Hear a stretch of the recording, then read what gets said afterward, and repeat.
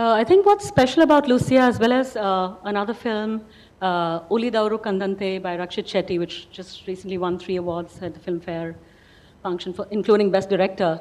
I think they're not only films where an artist wants to tell the story the way he does, but are very consciously aware that the audience that's coming to see, that the audience that's out there is looking at video games and, Facebook and a whole lot of other media, new media, and they're not, they're very conscious of that and addressing it in their film, and it affects the way they tell their stories.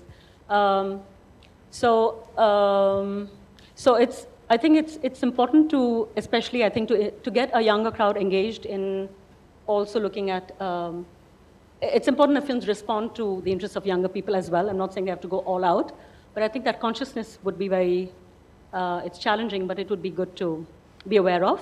I'd now like to talk about another film from here, Nai Nerulu by Girish Kasarwalli, which very interestingly explores the spaces between social boundaries and legal boundaries and women's desires in a very, very fascinating way. And there's a lot of ambiguity there because people don't know what they want, and it really plays on that ambiguity in a very sophisticated way. It's about, I guess most of you have seen it here, but just to recap.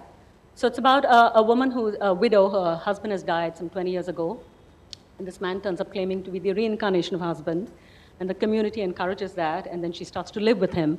And then it goes to a point where the community thinks it's a bit much, you should stop now.